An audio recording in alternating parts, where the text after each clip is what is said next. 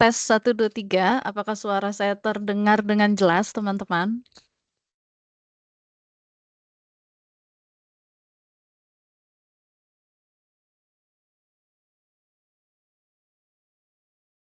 Terdengar dengan jelas, Oke, Bu. baik. Terima kasih, Esther. Kita mulai perkuliahan kita pada pagi hari ini.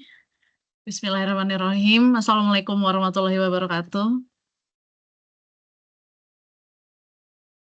Waalaikumsalam warahmatullahi wabarakatuh. Saya kok nggak bisa dengar suara Anda ya? Sebentar nih. Cek 1, 1, 2. Coba deh dibuka mikrofonnya. Saya kok nggak bisa dengar suaranya ya?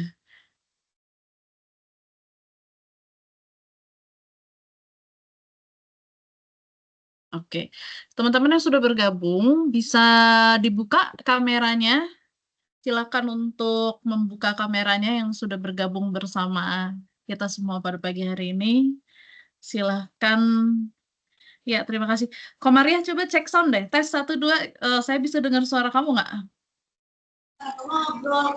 Halo, assalamualaikum Ibu. Cek. Suara saya kedengaran nggak ya? Kedengaran Bu. Kedengaran, Nggak bisa Bu. dengar Dengar, suara Bu. Anda nih. Tuh. Saya nggak bisa dengar suara Anda nih. Anda bisa dengar suara saya? Bisa Cek Bu. tuh. Ini baru kedengaran. Coba sekali lagi Komaria tes. Coba ngomong sesuatu deh. Assalamualaikum Ibu, selamat pagi. Waalaikumsalam ya, selamat pagi. Itu baru kedengaran. Tadi saya nggak dengar. Ya, baik ya. Bismillahirrahmanirrahim. Kita mulai kelasnya. Teman-teman yang sudah bergabung pagi hari ini boleh dibuka kameranya supaya kita interaksinya lebih dapat gitu ya. Walaupun kita kuliahnya jarak jauh dari, saya nggak tahu Anda ada di lokasi mana aja, mungkin ada yang dari Serang, Banten, mungkin ada yang lagi di luar kota, saya hari ini lagi ada di Jakarta. Nah, senang sekali bisa ketemu dan menyapa kembali. Selamat datang di kelas Manajemen Motivasi. Ini adalah mata kuliah semester 7. Gimana semester 6 kemarin? Everything okay? So far so good kuliah?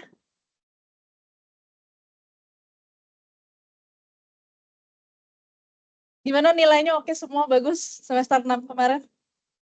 Esther puas nggak sama nilainya?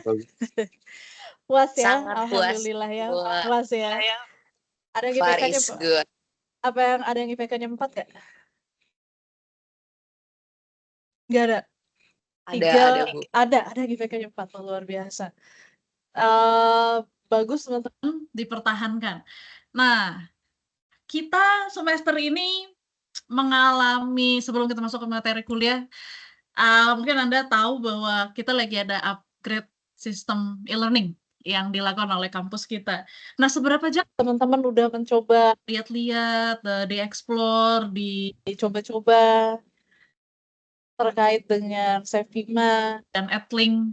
Sebenarnya udah mulai sih saya lihat tampilannya kita bisa langsung, cuman Zoom-nya itu saya coba tes, baru bisa saya coba daftar pakai akun email UPG saya gitu yang terintegrasi ke Sevima-nya, itu baru bisa Zoom-nya yang 40 menit. Nah, jadi kan agak ribet juga kalau masih ada di situ. 40 menit harus login logout lagi, harus di restart lagi, tuh agak ribet. Ya udah kita pakai MS Teams dulu sementara ini. Kalau kemarin saya posting pengumuman gitu, misalkan informasi di Sevima Edlink-nya, kalian dapat notifnya nggak? Atau bisa dilihat nggak detail kelas dan sebagainya? Mungkin ada yang mau cerita nih yang udah coba lihat-lihat Sevima dan Edlink-nya. Apa tampilan yang Anda lihat? Mungkin ada yang mau ditanya.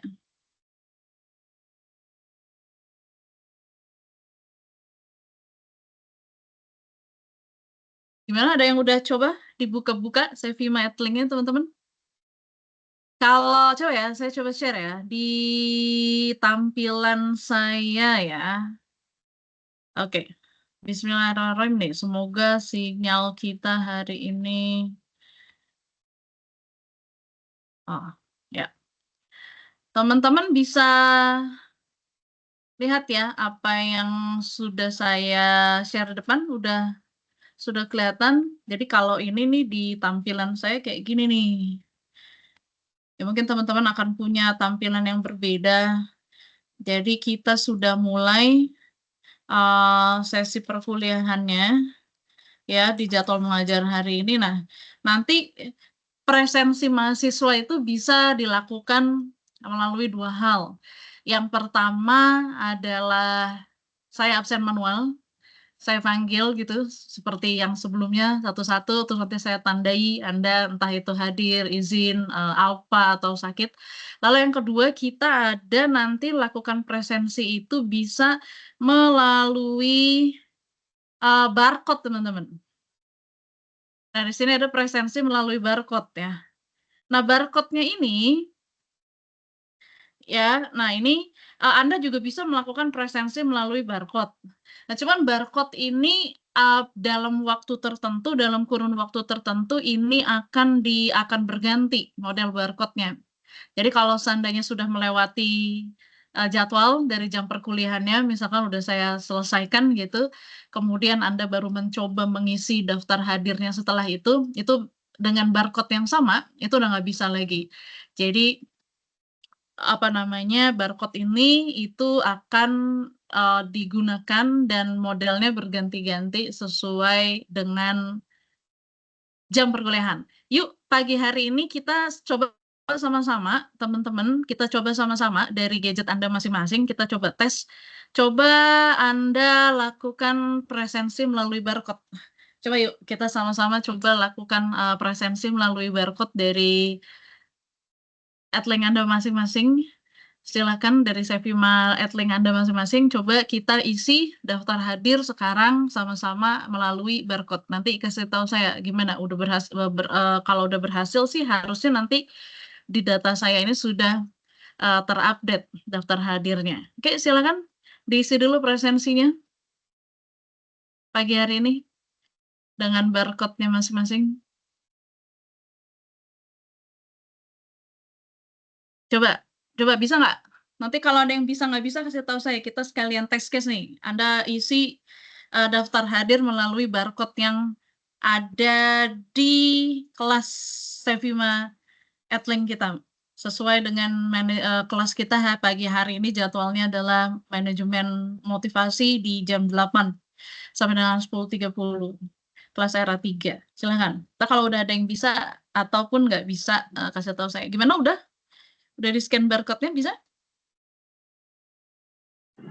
Nggak bisa, Bu.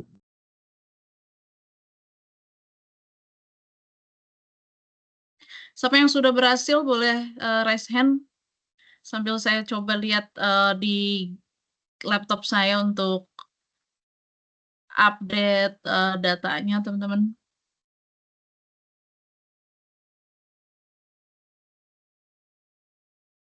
Oke. Ya, kita masih coba-coba ya mengekspor. Gimana, ada kendala? Sudah semua? Nggak bisa, Bu. Gimana, Bu? Nggak ngerti.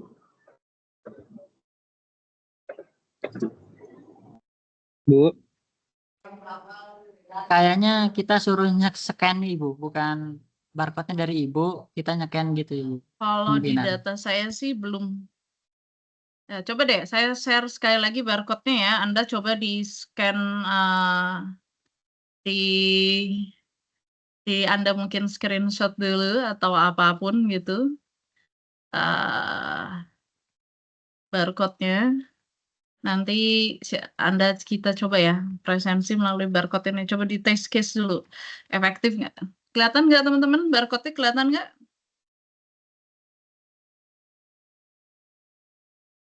Sorry. Ya boleh, silakan mungkin ditangkap. Nah, ini dia barcode-nya teman-teman.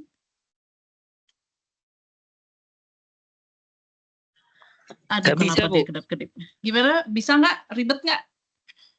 Ribet, Bu, ribet. Sudah kayaknya Ibu, coba. Takutnya tadi udah. Bahrul gimana, bisa Bahrul? Tadi keterangannya sudah, cuman nggak tahu di Dicoba Ibunya scan udah. barcode-nya Bahrul Ulum. Sudah Ibu.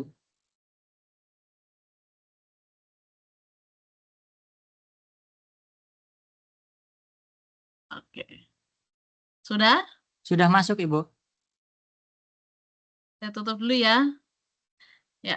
Gimana? Ada komentar nggak? Siapa yang bisa? Esther bisa nggak? Ibu nggak bisa, Bu.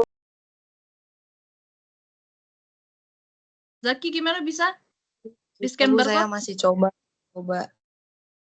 Nggak bisa, Bu. Nggak ngerti. Di valid, Bu. Oh, nggak bisa. Nggak bisa. Oke, Zaki nggak bisa.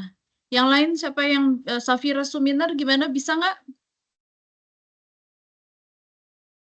Nggak bisa, Bu. Nggak Nggak kedeteksi. bisa juga. Tadi baru Lulung Oke, udah masuk belum, baik. Bu? Boleh teman-teman ketik nih di kolom chat yang tidak bisa. Oh, Zaki nggak bisa. Coba siapa yang...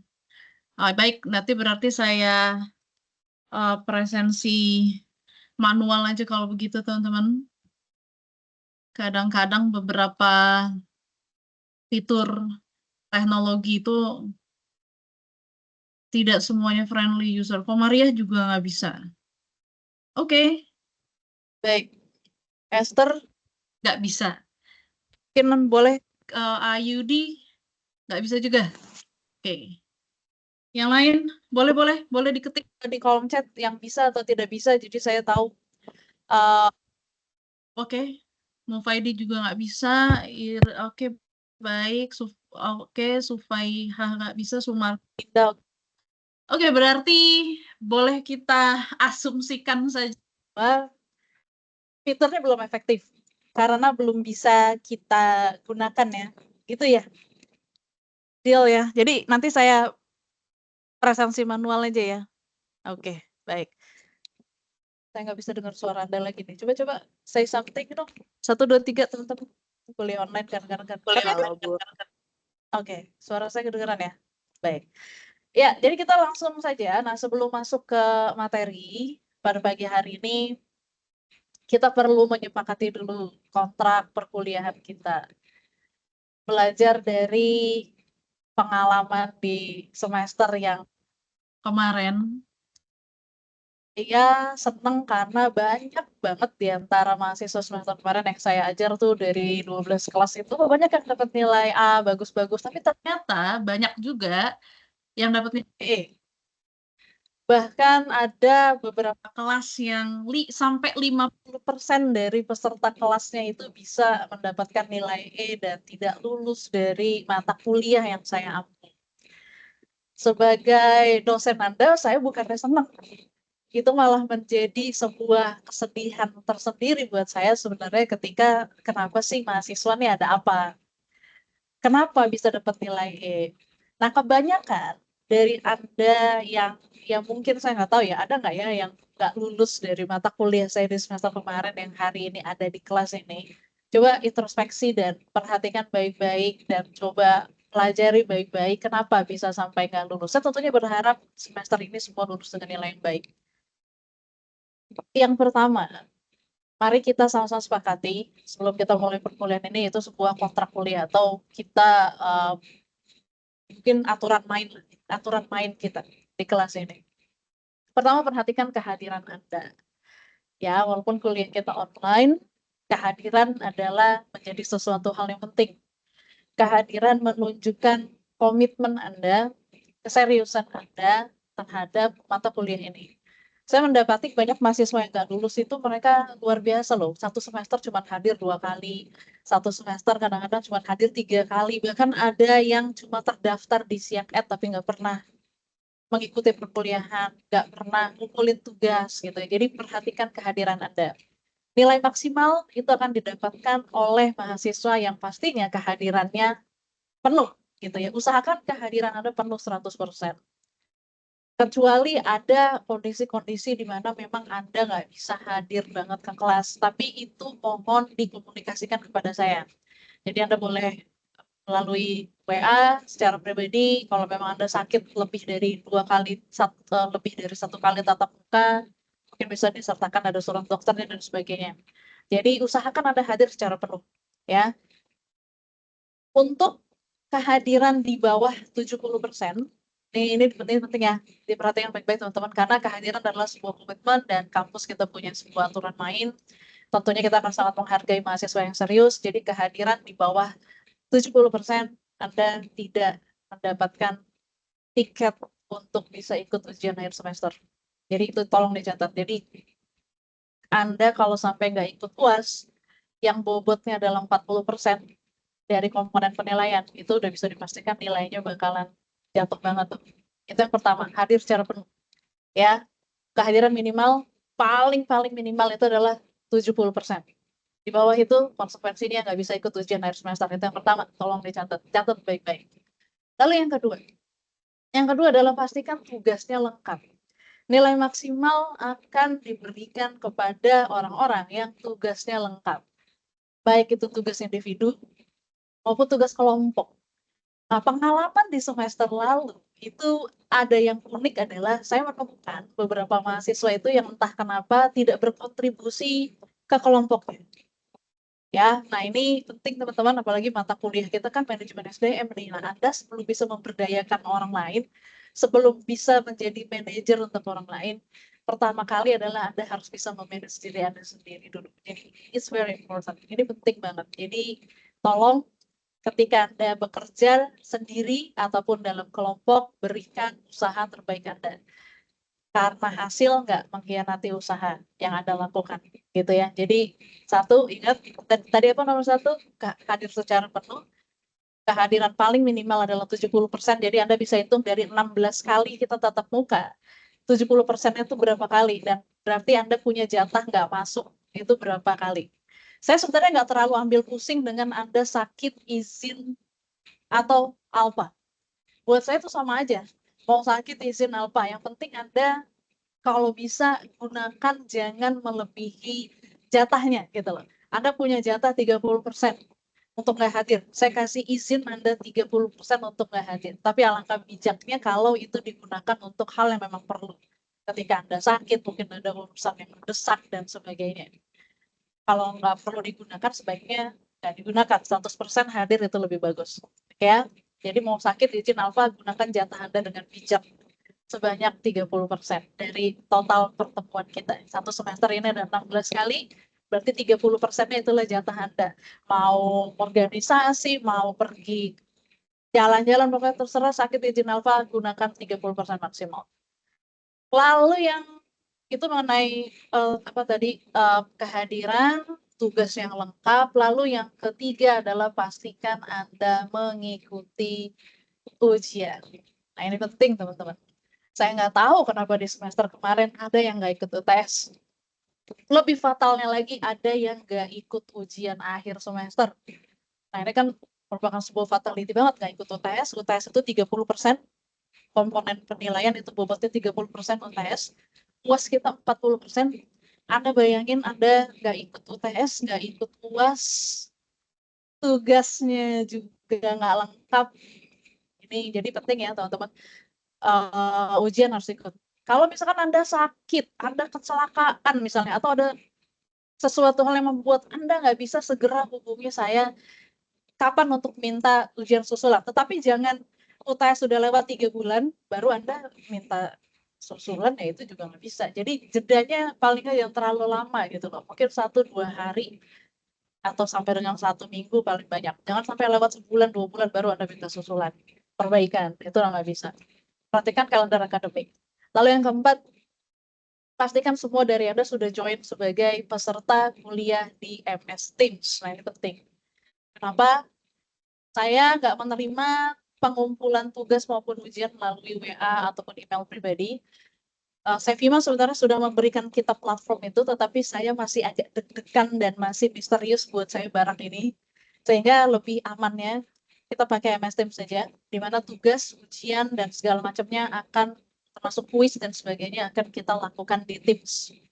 Kalau Anda tidak terdaftar sebagai peserta di Teams, itu Anda nggak mungkin bisa ngumpulin tugas.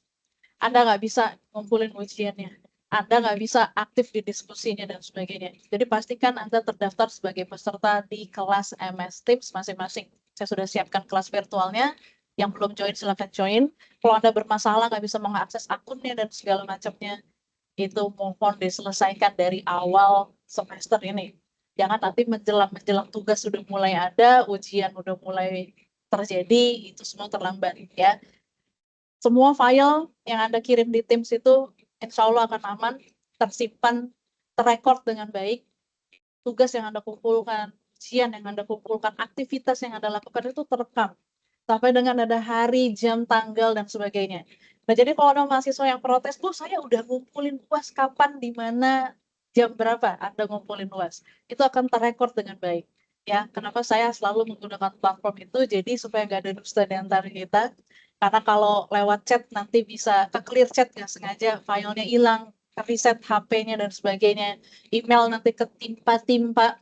Tapi kalau di tim, saya akan siapkan folder tugas maupun folder ujian sesuai dengan namanya masing-masing. Jadi pastikan akun MS Office Anda, UPG Anda, aktif, supaya bisa mengakses semua layanan Microsoft Office di kampus kita, termasuk MS Teams. Pastikan Anda bisa akses dan pastikan Anda bisa join. Itu ya. Lalu, apalagi kontrak perkuliahan kita, pastikan hadir tepat waktu, teman-teman. Keterlambatan saya toleransi maksimal 15 menit.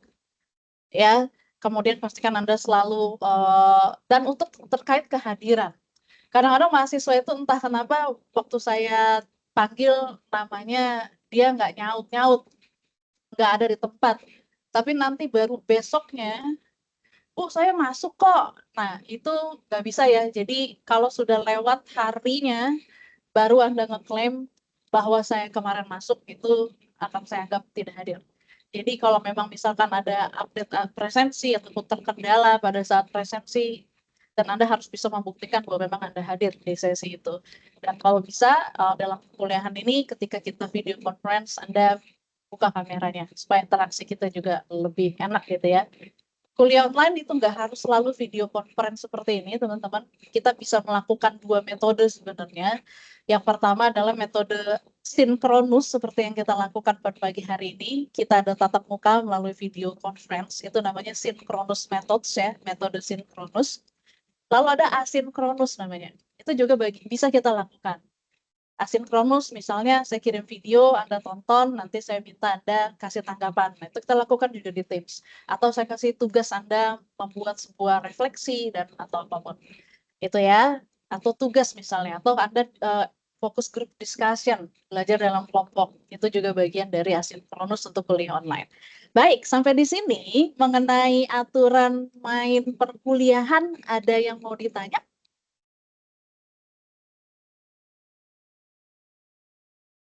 Mohon maaf sebelumnya Ibu, untuk perkuliahan ini kita selama 1 semester ini bakalan daring terus atau ada offline-nya gitu, Bu?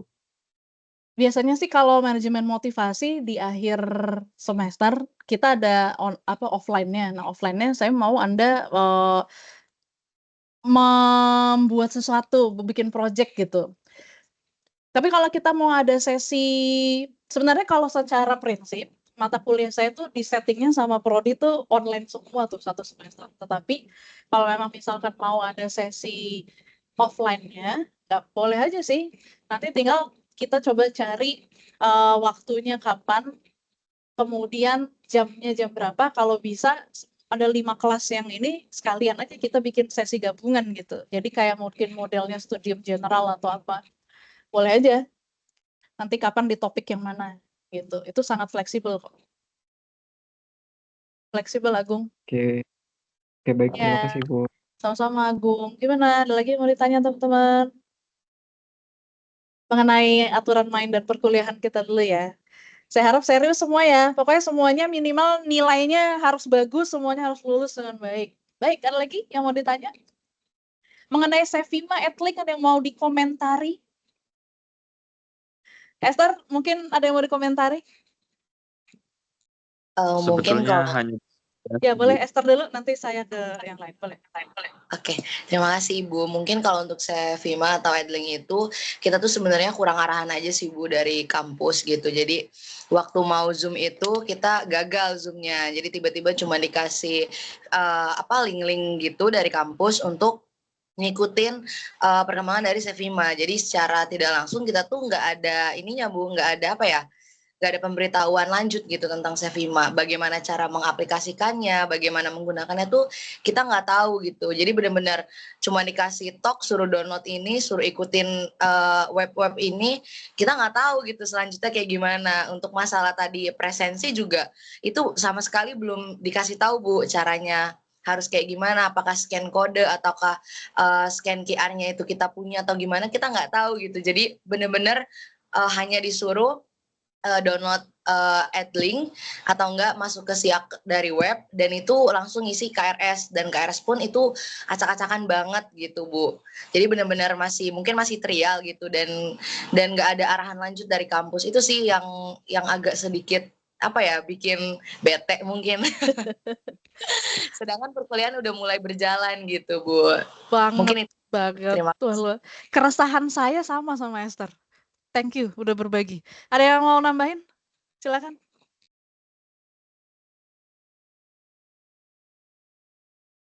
Kita lagi resah sebenarnya pagi hari ini teman-teman. Saya mau mulai kuliah pagi ini dengan sebuah keresahan, bukan negatif sih sebenarnya, sebuah keresahan yang membuat kita ingin menggali lebih, tapi yang bikin deg-degan karena kita udah harus mulai hari ini dengan sesuatu yang sangat baru, dan dosen-dosen Anda tuh baru disosialisasikan hari Sabtu kemarin dalam waktu yang sangat singkat, mungkin hanya sekitar 1 atau 2 jam. Kita juga masih meraba-raba kayak tadi katanya ini tinggal pakai scan barcode aja Bapak Ibu mahasiswanya ya untuk daftar ngisi daftar hadir. Tapi kenyataannya tadi waktu saya tampilin barcode-nya bisa Anda scan nggak ya? Atau Anda bisa lihat barcode sendiri nggak? Ada punya barcode masing-masing nggak di Sevimanya? Nggak ada ya? Nggak ada Bu, adanya scan QR dan itu langsung kayak buka kamera, jadi kita langsung scan gitu loh. Nggak ada QR-nya. Itu langsung pakai muka ya? Apa berarti dia face authorization gitu ya? Coba dicoba aja deh, dites aja nanti ya sambil kuliah berjalan itu nggak apa-apa. Coba dites teman-teman. Kalau kita nggak trial and error, we never know. You never know until you try gitu ya. Jadi emang harus dicoba. Tadi siapa yang mau bicara? Mohon maaf, boleh? Tadi yang waktu mau berbicara barengan dengan Esther, silahkan. Ada yang mau menambahkan teman-teman? Baik. Bu, Ya? itu kayaknya QR-nya kita kayak harus pakai 2 handphone gitu deh Bu, bukan pakai muka. Oh. Berarti gitu kayak di foto pakai kamera Bu. yang lain. Jadi dia bukan Iya Bu, kayak gitu. bukan yang langsung pakai face authorization gitu ya. Bukan Bu, jadi kita harus pakai 2 device gitu. Jadi satu buat scan barcode dari Ibu gitu, satu lagi ya kita buat scan si barcode-nya. Agak ribet ya. Berarti kalau kayak tadi saya share barcode, berarti Anda harus pakai gadget untuk di-scan ya. Di-scan gitu kan. Jadi itu agak merepotkan juga teman-teman. Ya sudah, kalau begitu nanti kita presensi manual saja. Nah, ngomong-ngomong kan kelas ini menarik ya, berbeda karakternya dengan semester lalu di mana kalau dulu ya itu orangnya, tapi sekarang saya dengar katanya untuk masuk di kelas ini rebutan gitu, gimana maksudnya? Saya nggak ngerti. Daftar ke mata kuliah ini berarti ini Anda terpencar-pencar bukan dari grup Anda yang awal ya, di kelas ini artinya sekarang semua udah bercampur baur gitu ya. Oke, berarti nggak ada ya, berarti akan berbeda karakternya. Kalau yang dulu kan ya itulah dia si koordinator dari grupnya, di angkatannya, koordinator di grup itu. Kalau sekarang berarti tidak bisa kita terapkan itu kan? Nggak bisa kan? Enggak Bu, Iya, ini baru nggak semua bisa. kayaknya Bu. Ini baru semua, baik. Kira-kira kalau di dalam satu tim yang besar seperti ini kita butuh ada koordinator nggak sih di kelas Anda? Perlu nggak? Menurut Anda nih, perlu nggak? Atau nggak usah, biar semua self leadership aja sesuai, karena kita ada di manajemen motivasi, semua harus menerapkan self leadership, atau we need 1 atau 2 orang yang bisa bertindak sebagai koordinator kelas. Gimana? Kalau ada kita sepakati siapa yang mau dipilih untuk mata kuliah ini? Gimana teman-teman?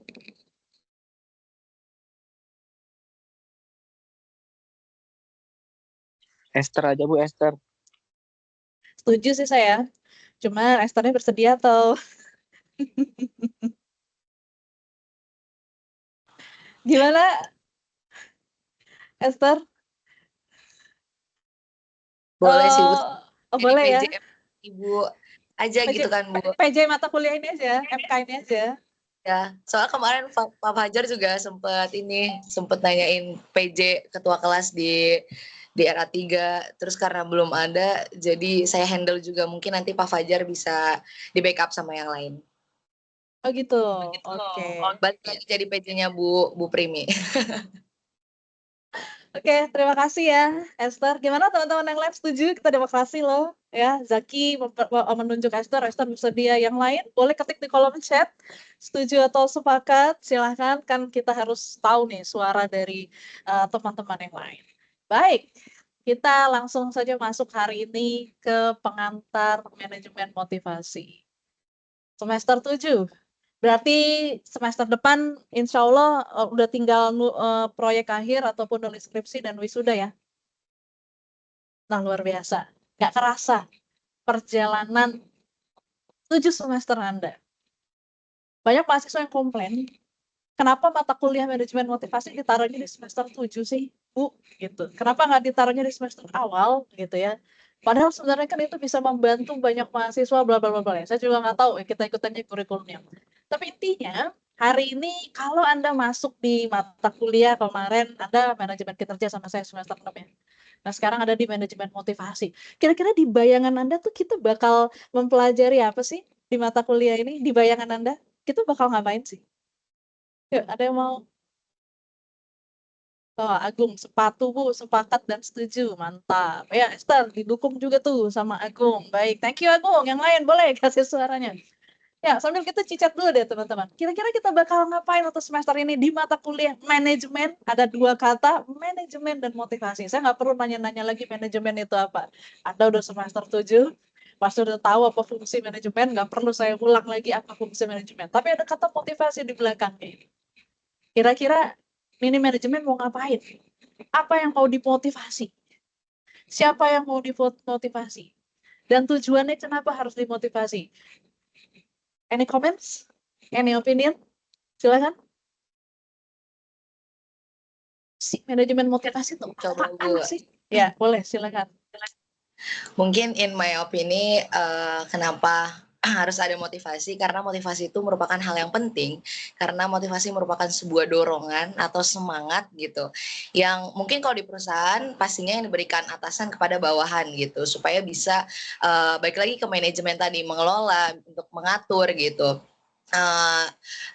Perjalanan atau perkembangan dari sebuah perusahaan. Mungkin juga contoh simpelnya seperti kita ditaruh sebagai mahasiswa diberikan manajemen motivasi.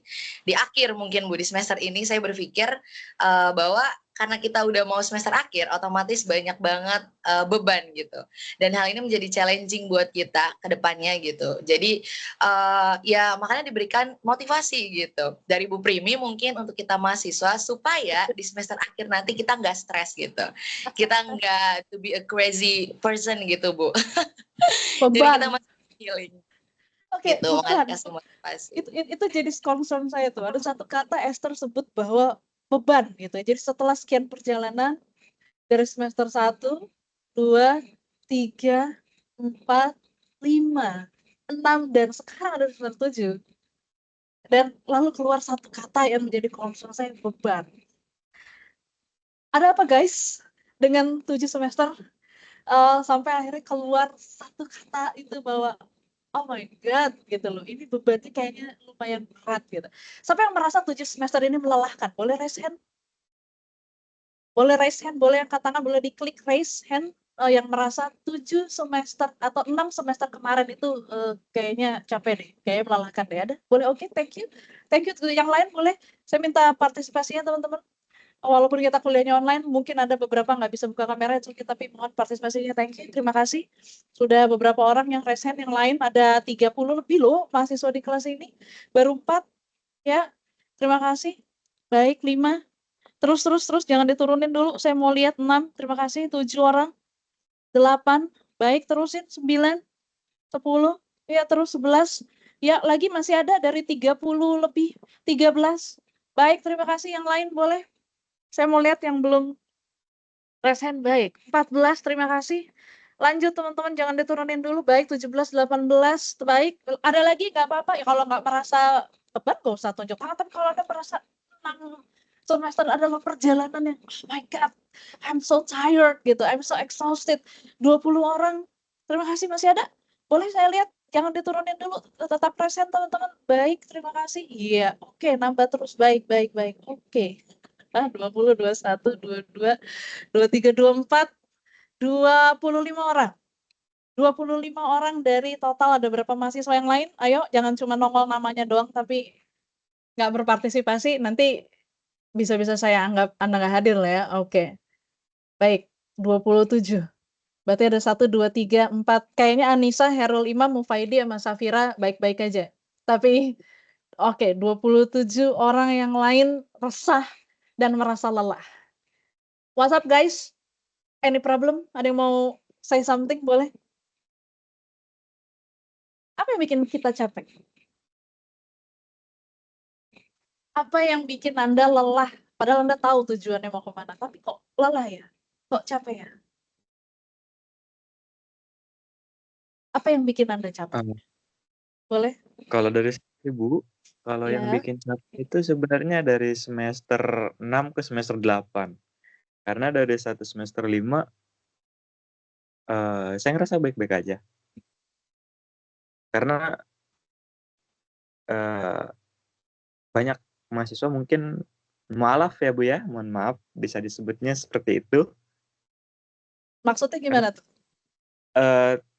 Dari semester 1 sampai semester 6 itu kan ada, kalau dari saya sendiri, saya kan dari semester 1 sampai semester 5 itu dari informatika. Nah, dari semester 6 kita pindah ke manajemen. Mungkin itu salah satu faktor yang buat kayak ngerasa berat gitu untuk 3 semester ini. Saya paham. Itu yang dulu saya bilang. Nah, termasuk Esther juga pindah dari mana pendidikan ya kalau nggak salah. Teman-teman yang lain juga banyak yang saya ingat tuh. Makanya waktu pas semester kemarin tuh saya sempat mikir otak gitu ya. Ini banyak barisan sakit hati gitu. Apa itu jangan-jangan yang bikin banyak yang dapat nilai E? Di mata kuliah saya di semester kemarin. Anda marah karena tiba-tiba Anda berada di sebuah program studi yang bukan passion Anda, yang Anda nggak pernah milih, tiba-tiba karena KIP-nya atau whatever, karena PIP dan sebagainya, Anda harus ada di manajemen. Yang sebelumnya Anda happy di informatika 5 semester, Anda happy di pendidikan dan keguruan, fakultas hukum mungkin, selama 5 semester, terus tiba-tiba semester 6, takdir mengubah segalanya, dan Anda ada di kelas ini. Anda marah, Ayudi?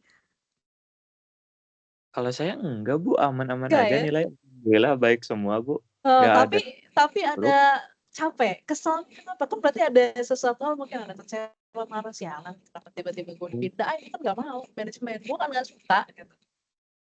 Mungkin sih kayak bukan nggak suka ya, kayak mungkin kayak lebih ngerasa agak kecewa gitu, tapi ya mau kayak gimana lagi ya, kita harus tetap berjalan gitu. Kecewa. Oke, terima kasih. Terima kasih sudah mengungkapkan perasaan. Jadi wajar loh, wajar. Saya juga kalau ada di posisi Anda kesel, pasti tiba-tiba kita dipaksa untuk berada di satu tempat yang kita tidak pernah memilih. Itu rasanya pasti kesel ya teman-teman, marah ya, kecewa. Baik, kita petakan dulu. Ada kekecewaan, kecewa, marah, kesel. Itu akhirnya Anda menjalaninya dengan kecewa, marah, kesel tuh berarti energinya negatif kan. Makanya kita ngejalaninnya dengan energi kita tuh kayak berat gitu. Beda kalau Anda senang melakukan sesuatu. Baik, yang lain, thank you Yudi untuk berbagi perspektif. Mungkin ada lagi yang mau berbagi teman-teman. Apa yang bikin Anda merasa lelah, beban? Alam bawah sadar. Esther tuh mahasiswa yang semangat. Saya dari pertama kali mengenal dia di semester kemarin, saya lihat wah anak ini luar biasa nih semangatnya. Tapi di balik semangatnya ternyata dia merasa beban dan beban juga gitu. Di balik Esther yang selalu positif dan menggebu-gebu, ternyata dia melihat bahwa ini beban juga loh, capek loh. Aku capek loh, ada capeknya loh, ada rasa bebannya gitu. Padahal dia selalu menunjukkan bahwa cheerful, I'm happy gitu. I'm enjoy today, dia selalu smiling face ya. Tapi ternyata beban juga ya Esther ya. Apa yang bikin capek? Orang orang yang berusaha positif kayak kamu yang selalu cheerful, extrovert, kamu bicara banyak hal gitu, tapi why? What happened?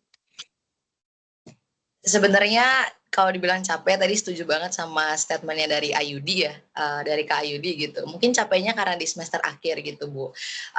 Apalagi di semester akhir kita mengalami perubahan yang signifikan, yang nggak pernah kita pikirkan gitu. Jadi saya harus memutar otak lagi gitu, harus memutar tujuan hidup saya lagi gitu kan. Ke depan saya mau seperti apa gitu. Itu sih satu hal yang membuat saya capek gitu. Tapi untuk menjalaninya, sejauh ini saya merasakan bahwa ternyata di manajemen, masuk di manajemen itu nggak buruk-buruk banget, dan saya bisa mengikuti perkembangan itu selama 1 semester kemarin itu dengan enjoy, dengan happy gitu kan. Bahkan ngerasa kayak ini sebenarnya bukan beban gitu, ini malah challenging buat saya. Saya senang gitu, saya senang tantangan, apakah saya bisa mengikuti tantangan ini dan sampai di garis finish itu dengan baik dan mendapatkan sebuah penghargaan untuk diri saya sendiri gitu, dari diri saya sendiri gitu.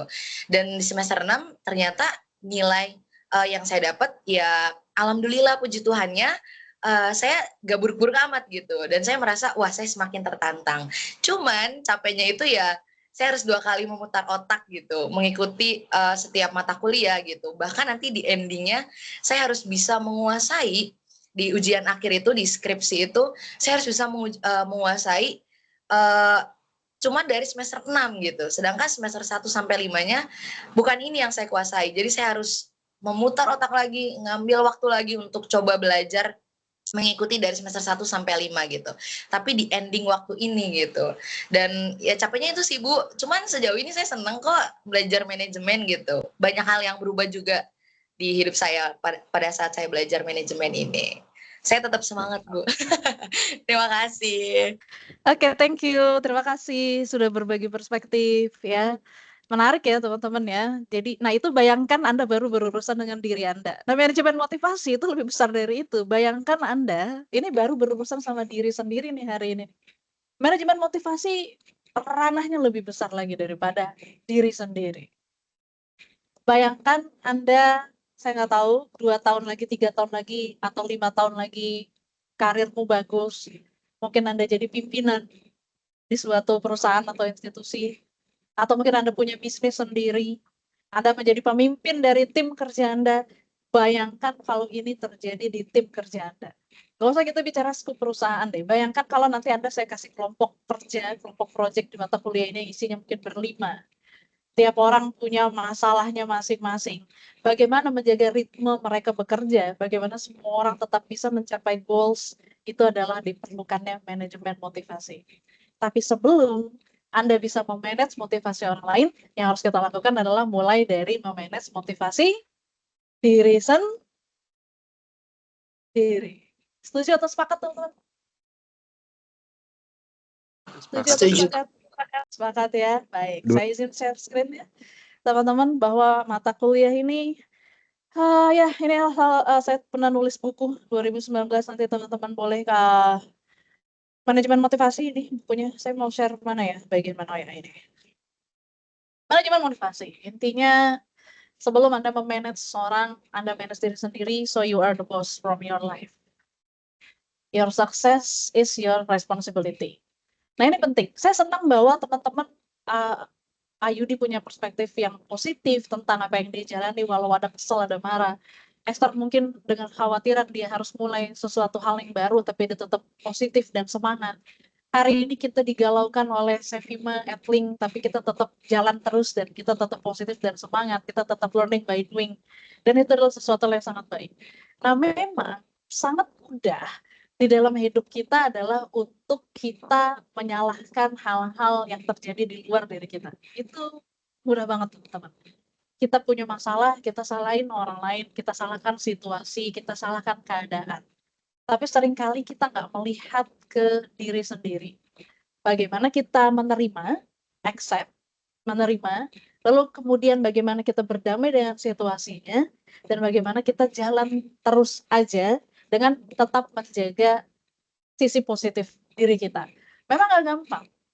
Manusia itu nggak mungkin selamanya positif. Sepanjang perjalanan saya menjadi trainer di bidang pengembangan diri, termasuk saya juga nanganin klien kan, saya nanganin korporasi juga teman-teman. Saya menangani mahasiswa juga, saya menangani diri saya sendiri juga. Itu nggak ada manusia yang seluruh hidupnya itu selalu termotivasi, itu nggak mungkin. Bohong, ya omong kosong. Orang tuh selalu positif, boleh nggak kita negatif? Boleh nggak sesekali kita jadi orang negatif? Boleh. It's okay not to be okay. Ya, Anda nggak harus selalu merasa baik-baik aja. Anda boleh kecewa, kayak semester 6 kemarin tiba-tiba di-switch ke sesuatu hal yang nggak pernah Anda pilih, Anda boleh marah, Anda boleh kesal, Anda boleh capek, Anda boleh galau dengan hal-hal baru yang kita baru dapat sekarang. Tetapi bukan itu yang penting, bukan masalahnya yang penting, bukan situasinya, tapi bagaimana kita menjalaninya. Jadi intinya itu ya. Baik. So, manajemen motivasi adalah hal yang sangat penting. Saya nggak perlu ya kenalin diri saya lagi. Anda udah kenal ya sebagian tahu saya. Ya, saya dosen, saya penulis juga. Saya nulis buku tentang motivasi dan pengembangan diri itu di tahun 2019 itu buku perjalanannya 1 tahun. Saya nulisnya setahun. Saya itu dari perjalanan hidup saya, pengalaman banyak orang, kita lihat teorinya, prakteknya, implementasinya, studi case-nya seperti apa dan bagaimana cara kita menghandle itu. Nah, satu hal yang menarik tentang manajemen motivasi. Sebelum kita memanage orang, saya bilang, Anda harus bisa memanage diri Anda sendiri. So, Anda udah pernah tanya nggak sih ke diri sendiri, apa tujuan hidup Anda? Sudah pernah tanya sama diri sendiri, apa tujuan hidup Anda sebenarnya? Ada yang sudah tahu apa tujuan hidupnya? Atau Anda hanya sekedar tiba-tiba lahir, tiba-tiba jadi anak-anak, tiba-tiba remaja, tiba-tiba dewasa? Tiba-tiba ada di Universitas Primagraha semester 7, tiba-tiba harus menyelesaikan skripsi atau proyek akhirnya nanti, dan seterusnya. Atau memang Anda tahu Anda tujuannya hidup itu mau ngapain? Nggak usah dijawab sekarang. Saya minta Anda merenung boleh ya? Coba dalam waktu 1 menit atau 2 menit ini, renungkan apa tujuan hidup Anda. Nanti kalau ada yang udah ketemu boleh resen terus bilang, Bu, saya coba ya share ya. Apa sih tujuan hidup? Tujuan hidup itu kan tiap orang bisa beda-beda. Nggak harus sama. Ada orang yang memang tujuan keberadaannya di dunia ini adalah dia ingin menjadi sosok yang bisa selalu berbagi kebaikan misalnya. Ada yang memang tujuannya gue mau berpuasa, ada, itu juga nggak apa-apa. Ada yang memang tujuannya adalah saya mau menikmati hidup saya seperti apa yang saya inginkan, misalnya. Apapun itu. Ada satu survei yang dilakukan di sebuah kampus di Australia terhadap 100 orang mahasiswa mereka. Jadi 100 orangnya itu dikumpulin di satu ruangan, mereka didata. Ditanya nih, mereka waktu itu masih kuliah di semester kayak Anda nih, semester 6, semester 7, semester 8 ya. Nah, anak-anak kelas 6, 7, 8 ini, mereka di semester ini, mereka ditanya, apa tujuan hidup kamu 10 tahun yang akan datang? Nah, dari 100 orang mahasiswa itu, jawabannya menarik, berbeda-beda. Tapi bisa disimpulkan bahwa dari 100 orang, itu 70 orangnya mereka menjawab, kami belum punya bayangan 10 tahun dari sekarang kami menjadi apa. Jadi hidup itu kita jalanin aja biar let it flow. Mengalir aja. Itu 70 orang tuh, biar hidup mengalir aja. Kami belum tahu. Nah, dari sisanya yang 30, itu 20 orangnya. 20 orangnya itu mereka tahu mereka mau jadi apa secara spesifik. Ya, mereka sudah punya gambaran bahwa 10 tahun dari sekarang mereka sudah punya gambaran ingin punya kehidupan yang seperti apa. Nanti tinggal sisa 10 lagi. Nah, dari 10, 7 orangnya itu mereka maksud saya yang 20 mereka tahu mau jadi apa tapi masih samar-samar belum clear. Lalu yang 7 orang tahu dengan spesifik. Nah, sisanya yang 3 orang tahu dengan spesifik dan sudah tertulis. Oke, itu Anda perhatikan ya. Nah, 10 tahun kan mereka dilepas tuh, mereka lulus, berkarir, berkarya, menjalani hidup dan sebagainya. 10 tahun kemudian, 100 orang ini karena ini sebuah penelitian ya teman-teman ya, mereka dipanggil lagi, dikumpulkan lagi dalam sebuah reuni dan alhamdulillah masih pada sehat, masih pada panjang umur. Nah, 100 orang ini yang disurvei 10 tahun yang lalu, diketemukan lagi di reuni setelah 10 tahun, itu ternyata hasilnya sangat mencengangkan. 70 orang yang waktu ditanya, mereka menjawab, kami belum punya gambaran apapun bahwa 10 tahun ke depan hidup akan seperti apa. Mereka punya kehidupan sebagai manusia rata-rata. Dibilang gagal, ya nggak gagal. Dibilang sukses juga enggak. Hidupnya jadi manusia, kalaupun mereka bekerja, mereka jadi manusia P7 ya. Pergi pagi, pulang petang, penghasilan pas-pasan. Manusia P7 tuh pergi pagi, pulang petang, penghasilan pas-pasan. Ya. Tuh. Jadi manusia P7 yang 70 orang. Nah, yang 20 orang mereka tahu tapi masih samar-samar. Mereka cuma bilang, "Oh, saya mau bahagia." Tapi nggak jelas bahagia yang seperti apa. Saya mau sukses, tapi nggak jelas sukses yang seperti apa. 10 tahun yang lalu mereka ditanya, mereka jawab, "Kami ingin menikmati hidup seperti yang kami mau," tapi nggak tahu gimana caranya. Mereka punya kehidupan yang lumayan lah, di atas rata-rata gitu ya. Ketika rata-rata orang mungkin naik angkot, naik motor atau jalan kaki, ya mereka di atas rata-rata lah, punya mobil yang ya standar gitu ya, ya punya kehidupan yang lumayan, karir yang ya standar lah, hidupnya lumayan lah, nggak bisa dibilang jelek gitu. Tapi juga bukan sesuatu hal yang bermanfaat buat banyak orang, bukan yang mendatangkan dampak bagi kehidupan dan alam semesta gitu. Enggak, ya biasa-biasa aja, mereka jalani hidup like a normal people. Dan yang luar biasanya, ya sisanya yang 7 orang, mereka tahu spesifik, detail, dan mereka udah tahu mau ngapain, mereka tuh jadi orang-orang luar biasa. Tapi yang lebih dahsyat lagi yang mereka tahu secara detail, mereka sudah punya gambaran yang sangat spesifik dan tertulis, mereka tulis, entah mereka punya buku impian, mereka punya jurnal mimpi, mereka punya to-do atau goals apa yang mereka tulis, dan mereka tuliskan apa yang ada di dalam pikiran mereka itu. Mereka punya kehidupan yang sangat luar biasa, mereka jadi orang-orang besar, mereka jadi tokoh-tokoh terkenal, dan mereka menjadi orang-orang yang mendatangkan dampak yang besar bagi kehidupan, bukan hanya hidupnya sendiri, tapi juga hidup orang lain. Amazing kan? Itu sebuah survei kecil. Makanya penting Anda tahu apa tujuan hidup Anda. Ada yang mau komentar? Sampai di materi yang ini silahkan. Talking about life purpose, tujuan hidup. Any comments? Boleh saya mau komentar dari 1 atau 2 orang dari Anda terkait tujuan hidup?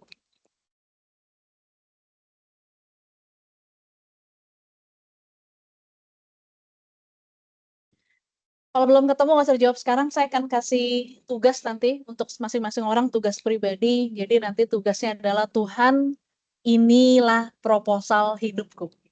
Saya akan memberi tugas pribadi yang Anda akan buat nanti minggu depan, semua udah tolong dibawa ke kelas tugasnya. Proposal, saya minta Anda membuat sebuah proposal hidup pada Tuhan. Ya, jadi ini bukan proposal acara, bukan ditujukan untuk company, sponsorship, atau bukan, tapi ini Anda pernah bikin proposal sama Tuhan kan? Udah pernah belum bikin proposal hidup sama Tuhan? Selama, saya nggak tahu, Anda sudah berapa usia sekarang? 20 tahun mungkin? 19, 20, 21, 20? 21 Bu. 21 ya, sudah bisa menikah tuh ya, 21 tahun ya, sudah dewasa ya. 21 tahun Esther, pernah bikin proposal hidup sama Tuhan?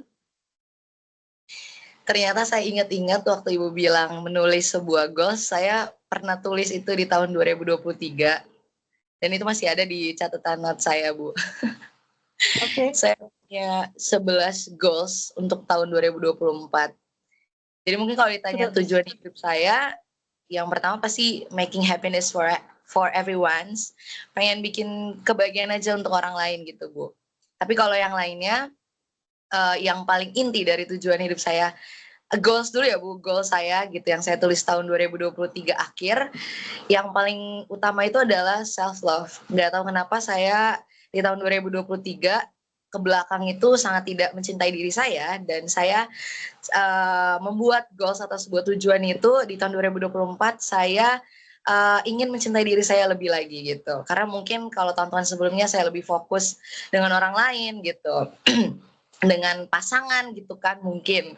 Tapi kalau tahun 2024 saya mau lebih lagi mencintai diri saya, dan yes, I got it, Bu. Saya merasa bahwa tahun 2024 saya menemukan diri saya yang paling baik, paling cantik, paling smart, paling independen, dan saya merasa wow, saya sangat berubah di tahun 2024 ini. Dan salah satu mungkin tujuan saya, goal saya itu sudah tercapai sedikitnya, Bu. Itu sih, Bu, mungkin dari saya. Terima kasih sudah berbagi. Oke. Tapi selama ini benar-benar yang proposal hidup sama Tuhan. Siapa yang udah pernah bikin Tuhan ini proposal? Anda kan kalau bikin event, bikin proposal dong pasti. Anda cari sponsorship, Anda bikin event di kampus kayak di mana kayak acara organisasi, pasti bikin proposal. Anda tujukan ke siapa itu proposal? Supaya apa? Tapi pernah nggak ada bikin Supaya proposal? Tapi pernah nggak bikin proposal hidup sama Tuhan? Oh, dalam nih, dalam nih. Apapun agama Anda hari ini, pagi hari ini. Pernah nggak bikin proposal hidup sama Tuhan? Yang punya hidup loh. Yang pemilik hidup loh. Pernah nggak Tuhan?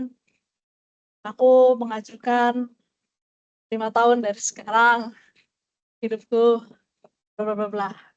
Aku pengen punya aset kripto sekian miliar dolar gitu misalnya, atau aku mau punya gedung apa, atau pengen aku punya rumah di mana, atau aku pengen bangun panti asuhan, atau aku pengen punya institusi pendidikan, pengen bikin channel apa yang konten bermanfaat untuk banyak orang, aku ingin berbagi lebih banyak, aku pengen lebih mencintai diri dan sebagainya.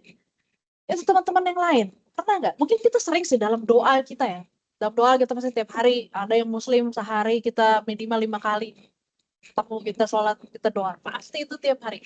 Tapi pernah nggak Anda tuliskan apa yang menjadi proposal hidup Anda itu? Tulis, PR teman-teman minggu depan. Nanti saya kasih guideline-nya di grup ya, gimana cara bikinnya. Pokoknya PR buat minggu depan adalah semua orang ke kelas masuk membawa proposal hidupnya masing-masing. Oke? Minggu depan tugasnya bawa proposal hidupnya masing-masing. Ini tentang hidup Anda loh ya.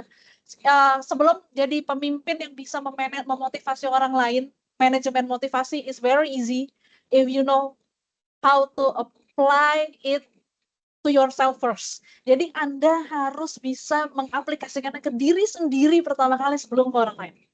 Karena nggak ada motivator itu, nggak ada teman-teman. Saya selalu percaya bahwa motivator paling baik di atas muka bumi ini adalah dirimu sendiri. Seriously, percaya. Iya betul, kita belajar dari kisah-kisah orang-orang hebat di luar sana. Saya juga pernah ada di posisi di mana hidup saya tuh nggak baik-baik aja. Saya pernah mengalami badai dalam hidup saya. Itu saya tulis di buku saya. Nanti kalau Anda tertarik mau baca buku saya, ya boleh silakan. Ya, di buku saya perjalanan hidup saya waktu pas saya kena kanker, saya mengalami badai macam-macam, saya melewati hal-hal yang nggak mudah, itu saya tulis, dan kita nggak baik-baik aja. Saya mencoba mencari motivasi, ikut seminarnya Mary Riana, ikut sesinya James Gui, ikut sesinya Bong Chandra, ikut baca-baca bukunya mereka semua yang luar biasa. Yes, itu membantu. Setidaknya itu memberikan saya sebuah paradigma baru dalam saya berpikir. Tetapi ternyata motivator terbaik di atas muka bumi ini adalah diri Anda. Sepakat atau setuju dengan itu? Sepakat. Motivator terbaik itu dirimu. Jadi, Anda cinta hidup Anda nggak sih? Guys, Putri Aurora tuh cinta hidupnya nggak sih? Bahrul Ulum cinta hidupnya nggak sih? Teman-teman yang lain cinta nggak hidup Anda? Boleh di raise hand. Boleh ketik di kolom komentar. Saya cinta hidup saya. Apapun itu. Saya nggak tahu hidup Anda saat ini baik-baik atau tidak. I don't know. Tapi saya yakin dan percaya tidak semua orang hidupnya baik-baik. Saya nggak tahu, nggak semua orang tua mungkin baik. Untuk Anda, banyak di antara kita yang dibesarkan oleh orang tua toksik. Ya, saya tahu rasanya. Mungkin orang tua yang terlalu keras, saya tahu rasanya. Lingkungan yang tidak mensupport Anda. Orang-orang yang harusnya mensupport Anda meninggalkan Anda pada saat Anda membutuhkan mereka. I know how it feels. I've been there. Gitu loh. Ya, banyak orang yang menjatuhkan Anda mungkin 21 tahun perjalanan hidup Anda, enggak semuanya mulus. Mungkin Anda pernah punya luka batin pengasuhan dari orang-orang yang mengasuh Anda dari kecil. I don't know. Saya tahu hidup Anda nggak baik-baik, tapi mungkin ada juga yang hidupnya baik-baik. Ya, hidup kan selalu balance antara hal-hal yang baik-baik dengan yang tidak baik. Tapi apapun itu, Anda cinta hidup Anda kan? Anda cinta diri Anda kan? Cinta, Bu. Cinta ya. Anda mau nggak punya hidup yang lebih berkualitas dari hari ini? Mau ya? Bu, Bikin mau banget. Yes, boleh. Silakan, ada yang mau komentar?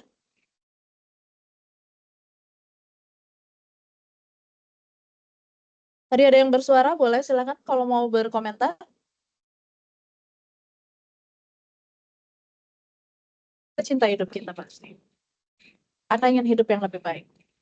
Anda percaya Anda punya Tuhan yang lebih besar dari masalah-masalah Anda?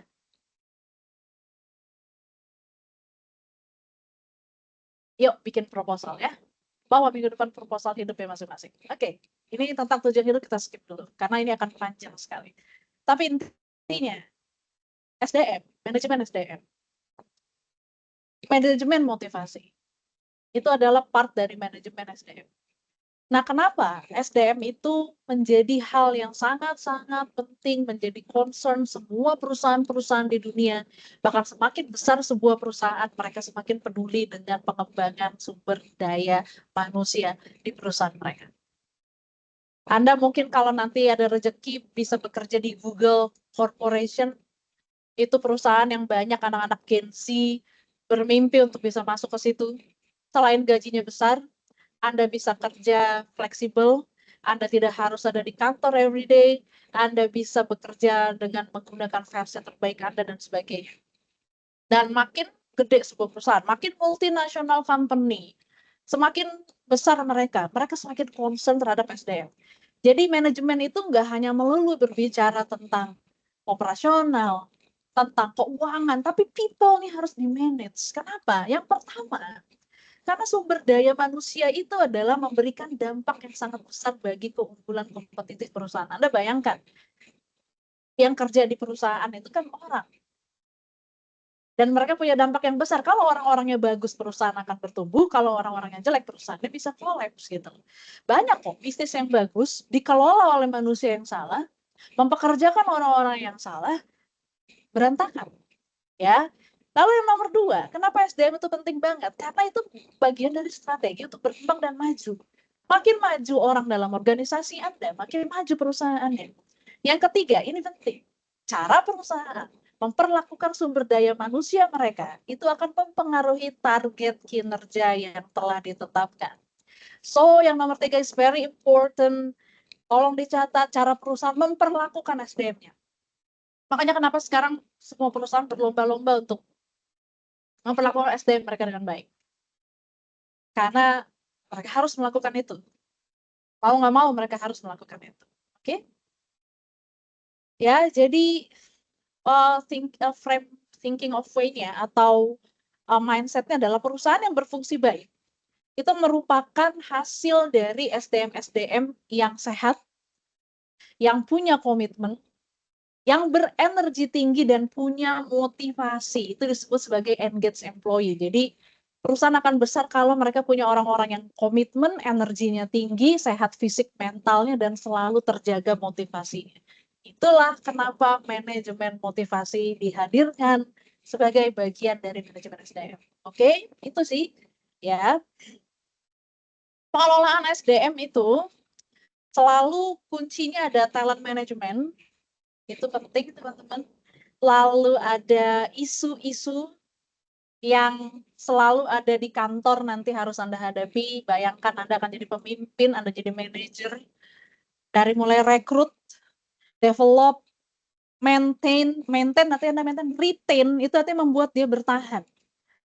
Anak Gen Z, I don't know why, saya banyak dapat info dari teman-teman SDM, membuat Anda retain, bertahan dalam kurun waktu sampai 5 tahun di sebuah perusahaan itu katanya nggak gampang. Anak Gen Z itu turnover-nya termasuk tinggi. Nah, saya nggak ngerti nih. Nanti kita perlu ngomong dari sisi perspektif Anda sebagai generasi saya milenial, di atas Anda Gen Z di bawah saya. Saya punya anak itu alpha, anak-anak saya. Nah, 3 generasi ini punya karakter masing-masing yang saya lihat. Saya pernah melakukan penelitian terkait dengan milenial, generasi saya nih, Y. Nah, tapi saya belum secara spesifik melakukan penelitian terhadap Anda sebagai generasi Z. Saya juga pengen tahu nanti dari perspektifnya teman-teman sebagai anak Gen Z, kenapa sih tingkat turnover-nya kalian tuh kalau udah kerja di sebuah perusahaan itu tingkat turnover-nya tinggi. Kalian tuh dengan gampangnya keluar masuk.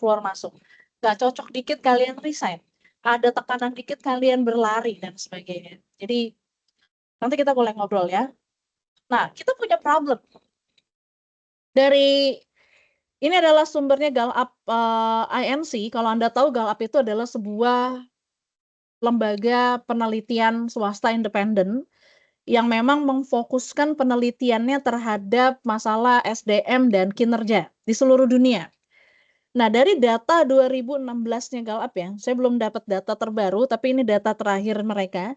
Indonesia itu mengalami masalah yang cukup besar, lumayan sampai dengan terkait dengan tingkat engagement, tingkat keterikatan karyawan dengan perusahaan mereka.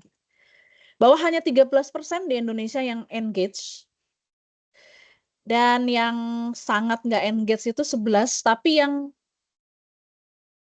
bekerjanya aktif tetapi juga tidak terikat dengan perusahaan 76%. Nah, ini menjadi sesuatu hal yang bahaya, teman-teman.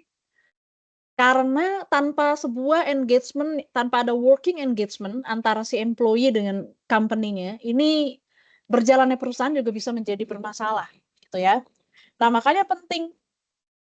Nanti di mata kuliah ini kita juga akan mempelajari mengenai bagaimana memahami generasi, selain memahami dirimu sendiri dan sebagainya, ya. Bahwa sebagai pemimpin Anda harus mengerti situasi yang ada, culture yang berkembang. Bagaimana milenial dan Z itu berbeda karakternya dengan X, apalagi yang di atasnya. Bahwa mereka sangat menghargai perbedaan. Jadi mereka justru suka dengan perbedaan. Mereka mentoleransi perbedaan. Ya, konyolnya 31% tuh resign dalam kurun waktu 2 tahun. Ya, tapi kalau kantornya fleksibel, nggak terikat waktu, bisa kerja dari mana aja, mereka bisa betah sampai 5 tahun. Nah, kan harus dipahami. Nah, nanti kita akan bagaimana memotivasi tim Anda berdasarkan dari hal-hal seperti ini. Ya, bagaimana kita akan mempelajari model-model engagement, nah manajemen motivasi, terkait juga bagaimana fixed mindset dan grow mindset itu terjadi dan sebagainya. Itu sih, teman-teman. Ya, Anda kalau lihat bicara mindset. Mindset itu kelihatan nggak sih? Enggak ya? Apa yang ada di kepala kita tuh nggak kelihatan. Tapi dia menentukan. Ibarat pohon, mindset itu adalah akarnya. Sesuatu yang tidak terlihat akan menentukan batangnya, akan menentukan daunnya, akan menentukan buahnya. Jadi hati-hati dengan cara berpikir Anda. Di pertemuan pertama ini saya mengajak Anda semua, sebelum menjadi pemimpin yang hebat adalah Anda perlu mengenal diri Anda sendiri. Salah satu yang menyenangkan dari mata kuliah manajemen motivasi sih, menurut kakak-kakak Anda, adalah ada momen di mana mata kuliah ini mengajak Anda untuk mengenal diri Anda sendiri, mengenal cara berpikir Anda, mengenal saya tipikal yang mana. Apakah saya ini orang yang bertumbuh, growth mindset, apakah saya orang yang ya udah sampai di situ aja fix, nggak bisa berkembang lagi. Orang-orang yang selalu berpikir berkembang, dia akan berpikir bahwa failure is an opportunity to grow. Kegagalan adalah sebuah kesempatan untuk kita bertumbuh dan berkembang. Saya bisa belajar apapun yang saya mau. Challenge help me to grow. Tantangan membuat saya bertumbuh. My effort and attitude determine my abilities. Effort saya, usaha saya, dan sikap saya, itu akan menentukan kemampuan saya. Jadi kemampuan itu saya dapatkan berdasarkan usaha dan attitude yang saya punya. Setiap feedback itu adalah konstruktif. Feedback itu membangun. Saya terinspirasi oleh kesuksesan orang lain. Dan saya suka mencoba hal-hal baru. Tapi kalau orang-orang yang udah fix mindsetnya, dia berpikir bahwa failure is the limit of my abilities. Kegagalan, ya sudah, memang itulah, saya memang terbatas. Saya memang bisanya cuma segitu. Beda dengan yang menganggap failure is an opportunity to grow. Jadi, Anda mau yang mana? When I'm frustrated, I give up. Ketika saya frustasi, saya berhenti. Atau Anda justru terinspirasi oleh kesuksesan orang lain dan Anda mau mencoba. Saya nggak suka di challenge, atau Anda menganggap bahwa challenge membantu Anda bertumbuh. Ya, dan sebagainya. Nah, itulah teman-teman. Nah, sekarang yuk kita lihat gambar ini. Nah, ini ada berapa balok? 4 dan 3, Bu. Tergantung sudut pandang, Bu. Tergantung sudut pandang, betul. Betul ya? Ya, ketika Anda lihat dari sudut pandang sebelah mana jadi 3, ketika Anda lihat dari sudut pandang sebelah mana jadi 4. Ya, tergantung ya. Dari sini, dari sini. Nah, kalau Anda bilang 3 salah nggak? Enggak. Enggak. Enggak. Kalau Anda bilang 4 salah nggak? Enggak. Enggak ya? Enggak Oke. juga. Kita lihat. Yes, apa? Ada yang mau komentar boleh? Oke. Jadi mindset itu nggak ada yang salah. Maksud saya cuma mau bilang gini, Anda mau bilang saya ini bodoh, saya ini terbatas, saya ini gagal, saya memang terlahir udah dari sananya miskin, nggak bakal bisa kaya-kaya karena 7 turunan saya miskin. Nggak apa, itu benar. Benar. Atau Anda punya pandangan bahwa saya ini miskin tapi saya percaya saya bisa berkembang, saya bisa maju, saya adalah pembelajar yang baik, saya semangat, saya bisa menjadi orang yang positif, saya mau mencoba hal-hal baru, itu juga benar. Nah, kadang-kadang sukses dan gagal kita itu bukan masalah salah benar, teman-teman, tapi masalah pilihan Anda. Dan pilihan Anda itu ditentukan dari cara Anda berpikir, dari cara Anda mengambil sudut pandang. Jadi hati-hati ya dengan sudut pandang, teman-teman. Saya cuma mau bilang itu. Nah, mindset itu adalah bagaimana cara Anda melihat keadaan, peristiwa, persepsi. Dan ini didapatkan dari masa lalu Anda, dari pola asuh Anda, dari lingkungan Anda. Makanya gimana cara mengubah mindset? Ada namanya mindset terapi. Gimana caranya Anda bisa melakukan mindset terapi? Anda harus berani melepaskan semua hal yang pernah Anda dapatkan di masa lalu. Ketika itu tidak baik untuk Anda, lepaskan dan buang. Dulu orang tua kita suka kasih mitos apa? Masih ingat nggak? Dulu orang tua saya kasih mitos jangan duduk di depan pintu. Katanya apa? Jadi susah jodoh, Bu. Jadi susah jodoh, betul. Nah, ketika kamu dewasa masih kamu pegang nggak itu? Enggak, Bu, itu ngalangin jalan orang, Bu. Yes, itu ngalangin jalan orang. Yang kedua, ngapain duduk depan pintu, ada kursi gitu loh. Gak elok lah ya, apalagi anak perempuan, nanti dia pakai mungkin lagi nggak pakai hijab atau celana pendek atau kemana-mana. Di depan pintu dilihatin tetangga lewat, ya nggak enak. Jadi intinya adalah kita unlearn, kita tidak belajar lagi hal itu dan kita relearn, mempelajari hal-hal baru yang udah nggak relevan, itu yang kita buang. Ya, banyak mitos. Apa mitos yang Anda masih ingat diterima oleh orang tua Anda saat ini? Usia 40 tahun itu kalau Anda nggak sukses-sukses juga, Anda akan selamanya gagal. Tapi kok si pemilik KFC, si Colonel Sanders berhasil sukses di usia berapa? Ada yang tahu?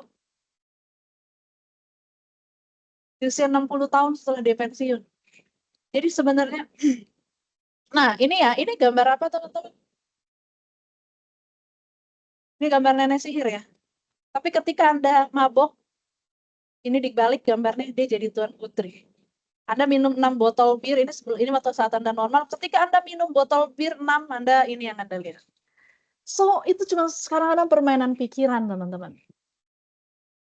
Ya. Saya melewati kelahiran anak pertama saya dengan alhamdulillah dimudahkan, cuma 6 jam prosesnya, normal. Nggak ada teriakan, nggak ada suara jerit-jerit. Kan katanya, wah gini-gini. Kenapa? Karena sebelum ada di fase itu, saya sudah menginikan dulu, kasih sugesti positif ke diri saya, itu pasti sakit, nggak mungkin melahirkan itu nggak sakit, teman-teman. Tapi akan tambah sakit, kalau Anda pikirin itu sakit. Akan berkurang sakitnya, kalau Anda kasih hal-hal yang baik ke pikiran Anda. gitu. Jadi pikiran itu sangat mempengaruhi. Ya, jadi makanya teman-teman itulah pentingnya. Nah, sekarang saya mau Anda ambil kertas dan pulpen. Oke?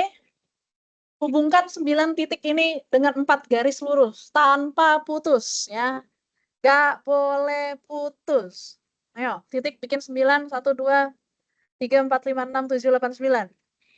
Boleh dibulet-buletin dulu, ambil kertas dan pulpen, ayo aktif. Jangan tidur, jangan mentang-mentang kuliah online terus tidur. Ini baru pengantar ya. Kita coba brainstorming dulu ya. Olahraga dulu otaknya. Ya, gak boleh putus ya, kalau putus gagal ya. Pokoknya dia harus nyambung terus dari mulai Anda tarik pensil atau pulpen Anda tuh. Boleh pakai pensil dulu, jadi boleh dihapus-hapus atau kalau merasa salah boleh ganti bikin titik baru. Pokoknya nggak boleh putus ya. Garisnya harus ada 4, jadi ditarik nih 1, 2, misalkan 3, 4, tapi pokoknya nggak boleh putus, garisnya nggak boleh terputus sama sekali. Siapa yang berhasil? Yang berhasil nanti saya kirim buku. Yang berhasil saya kirim buku nanti. Ayo. Oke ya, saya kasih 10 detik lagi ya. 10, 9, 8, 7, 6, 5, 4, 3, 2, 1, selesai. Siapa yang berhasil? Boleh di screenshot atau apa gitu, taruhin di kolom chat, saya mau lihat gambar-gambarnya coba. Ya. Ayo, atau boleh diliatin ke kameranya masing-masing. Boleh dideketin ke kameranya masing-masing. Siapa yang berhasil? Ayo. Gak ada. Coba saya stop sharing dulu ya.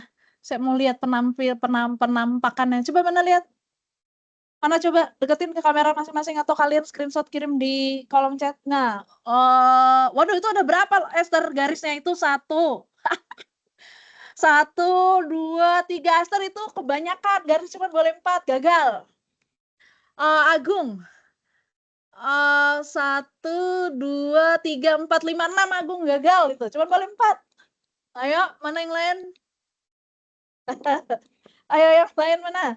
Masa dari satu kelas 35 mahasiswa ini nggak ada satupun yang saya mau kirim buku saya loh. Saya mau kirim gratis tuh buku saya. Mana coba Ayudi? Ayudi 1, 2, 3, 4, 5 itu Ayudi garisnya 1, 2, 3, 4, 5. Ya itu 5, 4. Cuma boleh 4. Ya yang lain?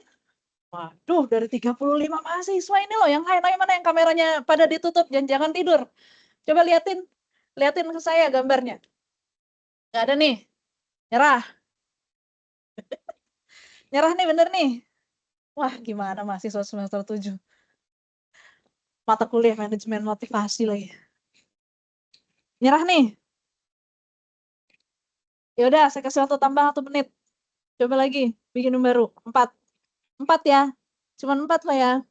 Nggak boleh 5 atau 6 garis ya. Pokoknya cuma 4. Jadi hitung 1, 2, 3, 4. Pokoknya cuma 4 dan titiknya nggak boleh putus. Sebenarnya sesimpel Anda berani mencoba hal-hal baru dan keluar dari comfort zone Anda. Anda keluar dari hal-hal yang sudah biasa dilakukan orang. Berani mencoba hal yang baru. Berani keluar dari pakem pikir.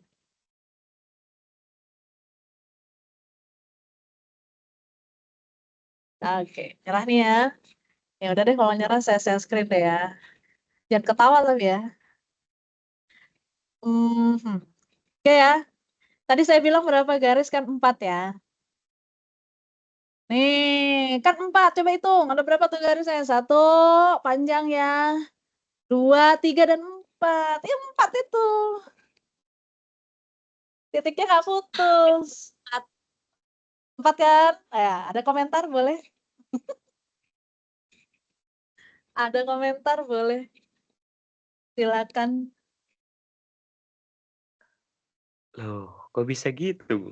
Kok bisa melebihi dari titik itu? Bu, kan nggak ada aturan ya melebihi dari, kan bilangnya nggak boleh putus titiknya, garisnya 4. Kenapa yo Anda nggak berani mencoba hal-hal baru? Kenapa Anda takut melakukan hal yang berbeda? Yang bikin Anda gagal itu karena Anda takut melakukan hal yang berbeda. Berarti satu kelas ini kayaknya harus mindset terapi kayaknya ya. Oke ya, teman-teman. Nah, jadi ini membuktikan bahwa mindset itu berganti kalau Anda itu mau berpikiran terbuka dan mengambil resiko. The problem is you don't want to take the risk. Anda nggak mau ambil resikonya. Anda takut salah kan? Anda takut, wah kok lewat dari titiknya. Kan nggak ada aturan, Bang. Saya cuma minta tadi bilang apa? Bikin 4 garis lurus. Titiknya nggak boleh putus. Nggak apa-apa lewat. Nah, oke ya. Jadi sometimes take a risk is okay. Ngambil resiko itu nggak apa-apa. Ya, gitu.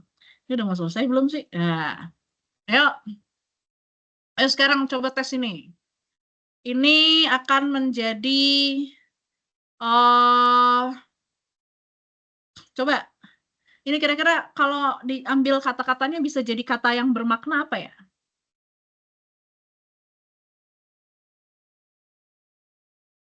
Hilangkan 6 huruf tanpa mengubah urutannya untuk membentuk satu kata bermakna. Ayo bangun, yang lagi tidur, siapa yang mau jawab? Anda diminta mencoret 6 huruf, tapi urutannya nggak boleh diubah. Jadi sesuai ada dari kata-kata ini, dari mulai huruf P di depan dan N di belakang, Anda pilih untuk dicoret tanpa urutan yang berubah, dan itu akan membentuk satu kata yang punya makna. Boleh? Ada yang udah selesai?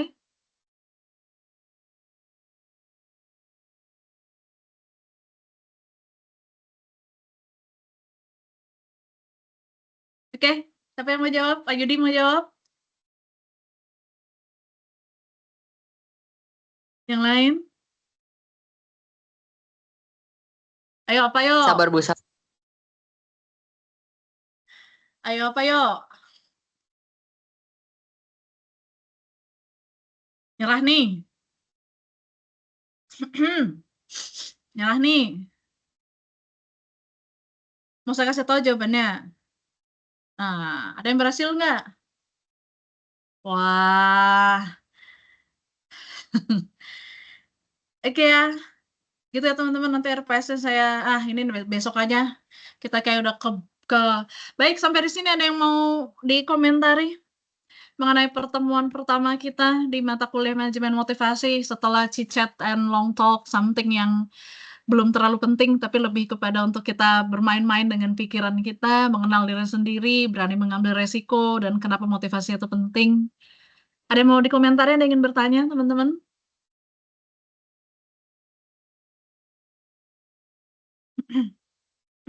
Izin Bu, saya share RPS deh ya, teman-teman. Nanti saya sharing lagi manajemen motivasi. Ini adalah, nanti ini akan saya share ke teman-teman bahwa mata kuliah kita yang pertama adalah Anda diharapkan mampu untuk menjelaskan pentingnya motivasi dalam menjaga stabilitas kinerja organisasi. Kemudian Anda mampu menguraikan teori-teori motivasi dalam perspektif praktis dan pendekatan multidisiplin. Kemudian menganalisis faktor-faktor yang mempengaruhi motivasi manusia beserta kompleksitasnya. Lalu Anda melakukan riset, menyusun rencana riset dan pengembangan motivasi, lalu mengaplikasikan teknik. Intinya itu, deskripsi mata kuliah kita adalah mata kuliah yang menerapkan prinsip active learning for everyone. Saya akan senang banget kalau di kelas ini mahasiswanya aktif. Semakin banyak Anda bertanya, menyanggah, berbicara, tolong kameranya kalau bisa dibuka, itu akan jauh lebih baik. Saya akan berikan nilai plus, penghargaan yang lebih kepada teman-teman yang selalu on cam untuk setiap sesi dan selalu aktif gitu ya, entah diminta raise hand, diminta berbicara, diminta ngetik di kolom chat, Anda aktif. Saya tidak akan mentoleransi Anda yang hanya nongol namanya dan akunnya doang, karena sering ada mahasiswa begitu, nongol akun dan namanya aja, tapi orangnya entah kemana-mana gitu ya. Nah, mata kuliah ini membahas tentang pengaruh motivasi individu dalam organisasi terhadap kinerja unggul secara keseluruhan. Oke, kita akan mulai belajar dari teori motivasi, perspektif dalam perspektif praktis, kemudian dalam pendekatan multidisiplin, kemudian kita akan belajar juga mengenai psikologi organisasi. Jadi di manajemen itu kita sebenarnya manajemen adalah bagian dari psikologi terapan. Manajemen SDM ya, maksud saya manajemen SDM. Kenapa kita harus belajar juga psikologi yang dasar, psikologi praktis, karena yang kalian manage adalah manusia. Kalau kalian kesel sama gadget kalian, sama laptop kalian, tinggal di shutdown atau matiin, selesai. Tapi berurusan dengan manusia nggak bisa begitu. Makanya penting kita tahu basic-basicnya mengenai psikologi organisasi, kita akan belajar nanti tentang itu. Kemudian mengenai manusia itu kompleks beserta dengan faktor-faktor yang mempengaruhinya apa aja. Sampai dengan nanti kita akan menggunakan belajar mempraktekkan alat ukur untuk psikologi organisasi. Pertemuan hari ini saya sudah bicara mengenai tata tertib kuliah dan sebagainya. Dan nanti terakhir saya akan tutup kelas dengan saya akan sampaikan sedikit mengenai apa sih bedanya motivasi dan motivasi kerja. Baik ya, gitu. Ini pertemuan pertama, nanti saya share. Kemudian nanti Anda bisa baca detailnya di RPS. Nah, minggu depan adalah coba mulai Tuhan, ini proposal hidupku 5 tahun ke depan. Itu paling nggak proposal urek-urek Anda bawa ada dulu, masih berantakan nggak apa-apa. Nanti kita bahas itu di kelas. Baik, ini adalah terakhir materi yang akan saya sampaikan pagi hari ini mengenai apa sih motivasi? Tadi Esther di awal sudah menjelaskan bahwa motivasi itu adalah sebuah dorongan. Tapi mungkin apa bedanya dengan motif? Anda mungkin sering dengar kata motif. Apa sih motifnya? Kenapa sih dia melakukan perbuatan seperti itu? Apa sih motifnya? Gitu ya. Kalau motif itu adalah berbeda, sedikit berbeda dengan motivasi. Motif itu didefinisikan sebagai suatu kecenderungan yang membuat orang itu melakukan sesuatu itu apa sih? Didorong oleh apa sih? Apa yang mendasari seseorang itu melakukan sesuatu? Apa sih motifnya dia harus mengamankan apa jadi cowok kok overprotective banget sama ceweknya? Motifnya apa sih? Oh, ternyata cemburu. Nah, itu motif cemburu itu adalah motifnya. Sampai dia harus jadi overprotective sama pacarnya misalnya.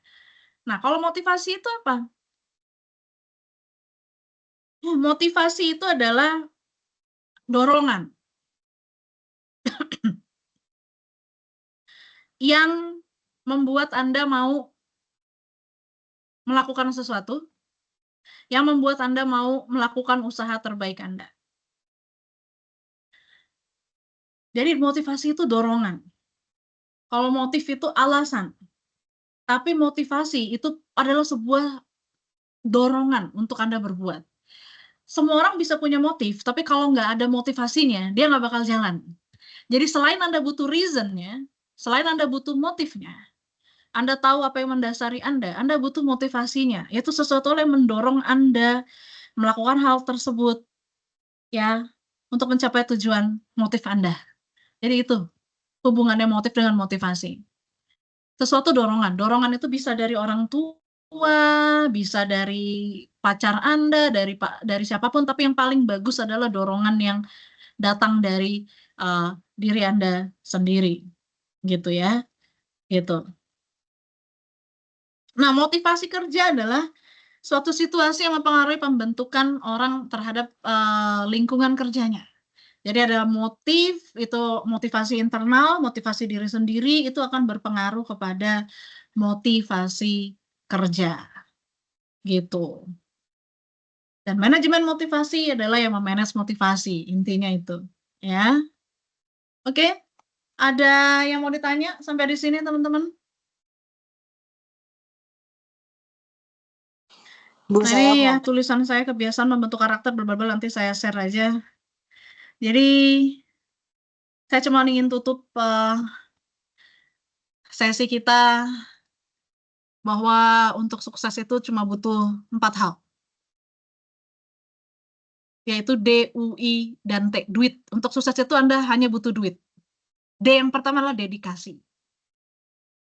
Ya, semua orang sukses memberikan usaha, memberikan berdedikasi terhadap apa yang mereka kerjakan. Mereka memberikan waktu, perhatian, energi, dan sebagainya. Yang kedua usaha, yang ketiga adalah inisiatif, dan selalu libatkan Tuhan. Ini adalah kisah inspiratif kakak beradik dari Salatiga, Jawa Tengah. Hanya lulusan SMK, tapi berhasil mengalahkan para engineer dalam sebuah kompetisi membuat bracket pesawat terbang. Juara duanya itu adalah insinyur dari Eropa, dari Jerman, juara ketiganya dari Belgia, dan juara pertamanya mereka, anak lulusan SMK dari Salatiga.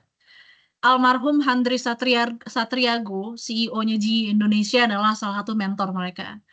Anda boleh baca kisah sukses kakak beradik ini yang menginspirasi banyak orang. Pada tahun mereka hanya senang desain. Mereka cuma punya modal 1,5 juta beli PC bekas. Mereka install pakai AutoCAD, mereka desain untuk pesawat terbang. Mereka posting hasil desainnya di web-web para engineer seluruh dunia. Suatu hari mereka ikut kompetisi dan ternyata mereka menang. Bahkan saat ini mereka dari rumahnya yang sederhana menjalankan bisnis membuat desain alat-alat teknologi. Dan klien-kliennya adalah perusahaan-perusahaan dari luar negeri. Dan mereka masih tetap sederhana, tinggal di kampung. Tidak banyak yang berubah dari hidup mereka. Mereka bikin alat kayak untuk misahin putih telur dan kuning telur dalam jumlah ratusan dalam waktu yang cepat. Itu mereka buat. Kliennya dari Jerman, mereka dibayar ribuan dolar untuk desainnya itu. Dari mana-mana. Mereka saat ini itu kerjanya. Mereka gagal kuliah, nggak lulus waktu tes di Universitas Diponegoro, nggak lulus. Ya nggak tahu, mungkin dianggap bodoh atau nggak lulus atau IQ-nya nggak bagus atau akademisnya nggak bagus. Tapi mereka bisa punya pencapaian yang luar biasa. Jadi maksud saya untuk sukses itu faktornya banyak. Yang terpenting adalah Anda tahu apa yang Anda inginkan dalam hidup. Anda berjuang dan berusaha, Anda akan mencapai tujuan Anda. Itu yang saya sampaikan di pagi hari ini. Sebelum nanti saya akan cek kehadiran Anda masing-masing. Mungkin sebelum saya periksa daftar hadirnya, ada yang ingin ditanyakan, teman-teman? Ada yang ingin dikomentari mengenai nanti materi ini akan saya kirim, bahwa Anda adalah agent of change yang sangat penting untuk kemajuan bangsa. Kita titip Indonesia 5 tahun ke depan, 10 tahun ke depan di generasi Anda. Saya berharap dari kelas inilah akan muncul orang-orang hebat dari lulusan UPG, anak-anak muda yang punya dedikasi, punya prestasi, punya mimpi, dan berani berjuang untuk mimpi mereka. Saya berharap Anda bisa jadi agent of change. Nggak usah untuk dunia, minimal untuk dirimu dan keluargamu dulu aja. Oke? Do you have any comment or do you have any question? Silakan. Bu, halo, ada suaranya, Bu. Ya, saya stop sharing dulu ya. Ya, Esther, ada yang ingin disampaikan? Ada suaranya nggak, Bu? Nggak denger ya saya suaranya. Cek. Coba tes sekali lagi. Halo, suara Ya. saya nggak ada. Oke. Ada? Ada suaranya, Bu.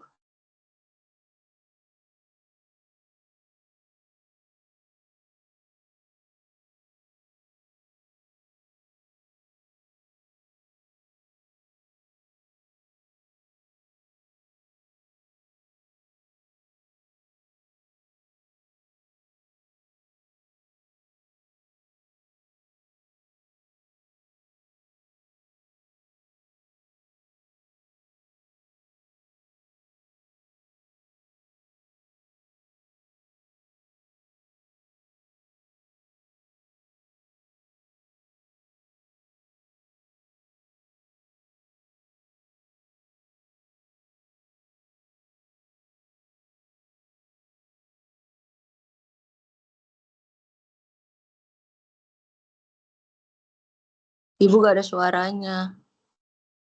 Gak ada suara, coba. Dan tes. Suaranya nggak? Nah, sekarang ada, Bu. Oh, ini mikrofon nanti harus diganti.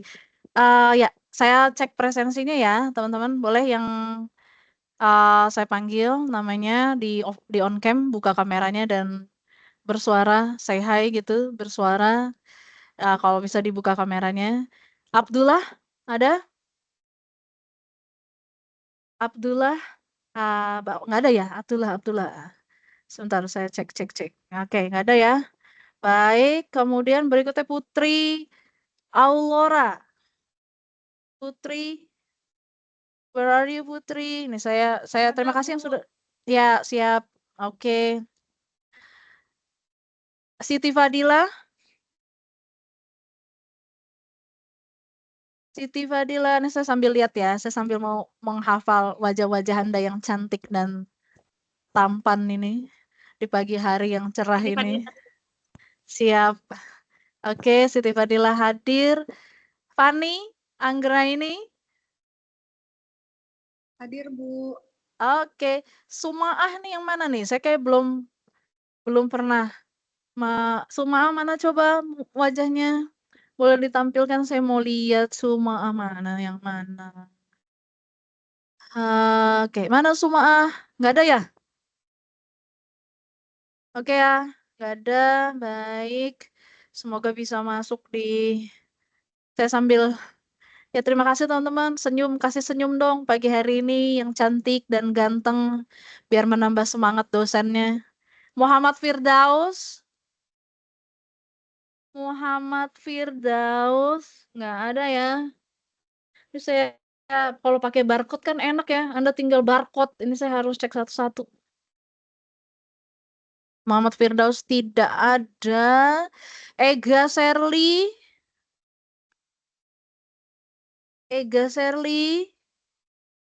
Where are you? Ega Serli. Nggak ada ya. Baik. Nanti nggak ada yang klaim-klaim ya. Ini udah saya cek loh satu-satu. Jadi, Bu, tadi saya masuk. Ya, nggak ada klaim tidak berlaku ya. Sri Astuti. Ada juga. Oke. Nurholik. Waduh, yang daftar banyak, yang nongol cuma segini. Nurholik nggak ada ya. Mafiola Solihat. Mana Mafiola? Sebentar. Nggak ada. Oke. Nggak ada ya. Nggak ada Mafiola. Baik, terima kasih. Satya juga nggak ada ya kayaknya. Kalau ke-skip dari pandangan saya teriak ya teman-teman. Kalau ke-skip dari pandangan saya teriak, Bu, saya ada gitu. Satya nggak ada. Ulul Azmi Sofyan. Ulul Azmi. Tidak ada. Agung Aldiansah hadir ya. Oke, Hadir ya, Bu. Bahrul, ya saya lihat Bahrul. Hadir. Siap, saya udah lihat. Oke, saya sudah lihat sebentar. Makanya saya sambil cek. Kemudian Novita Amalina, Iya, oke. Yes, ya saya udah lihat Novita, terima kasih.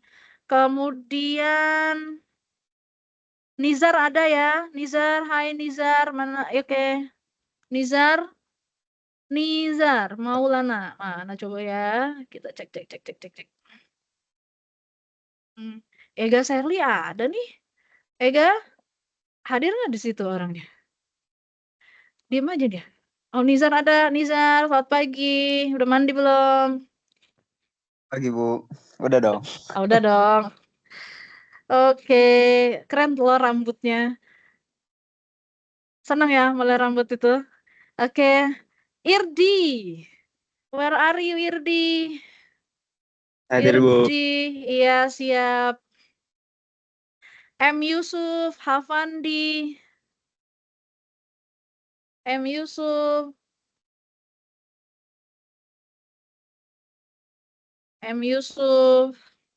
Nih Ega Seri saya lihat ada tapi kok nggak bersuara sih. M. Yusuf nggak ada ya?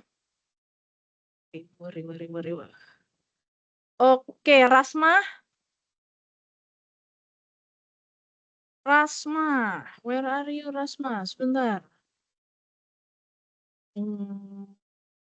Oke, baik. Rasma nggak ada. Muhammad Faiz, Lahmudin, Esther hadir. Ya, Esther hadir ya. Komaria? Hadir, Bu. Komaria. Ya, siap. Komaria hadir ya. Oke, Sumarni. Hadir, Bu. Oke, Ayudi ada ya. Oke, Hadir, Bu.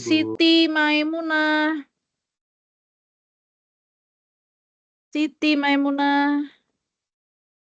Sufaihah. Hadir, Bu. Hera Septiara. Hadir, Bu. Hera, oke siap. Saya sudah lihat Hera. Kemudian Herul juga ada ya. Siap, saya sudah lihat Herul. Rudi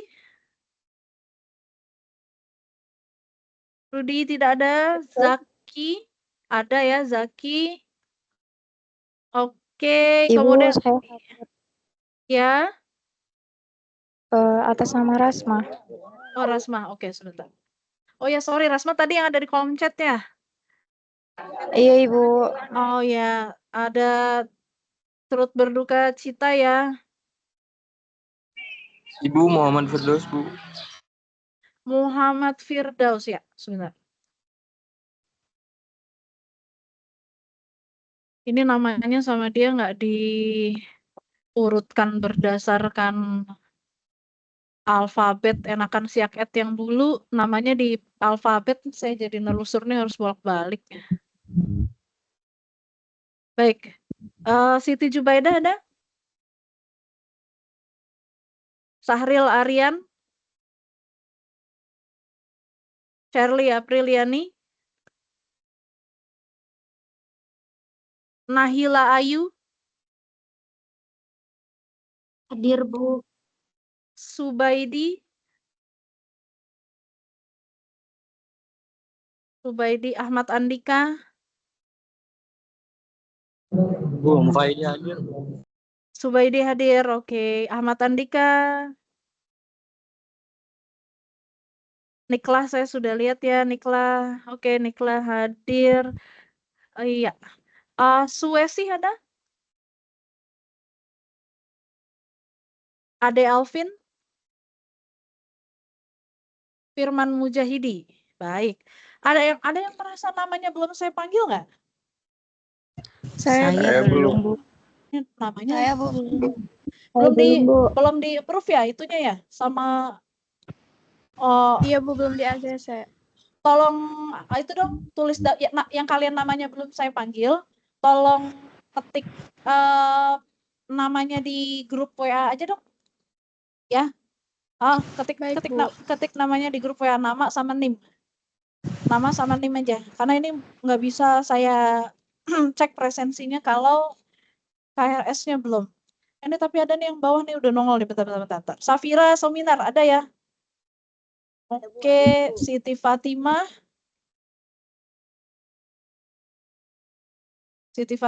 Risna Purnamasari. Hadir, Ibu. Risna hadir.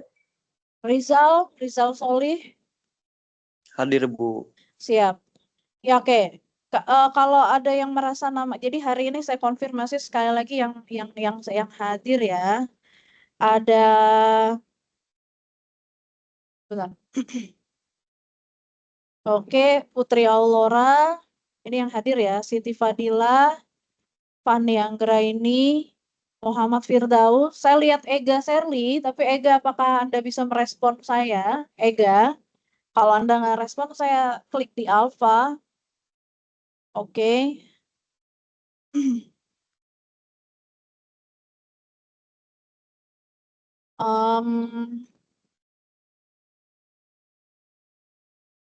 Agung hadir, Bahrul Ulum hadir, Novita Amalina, Nizar, Irdiriansyah, Rasma, Laurencia Esther, Komaria, Sumarni, Ayudi, Sufaiha, Hera, Herul, Zaki Muhammad Syafei, Nahila, Ayu, Cintiawati, Subaidi, Niklah, Safira Suminar, Risna Purnamasari, dan Rizal Soleh.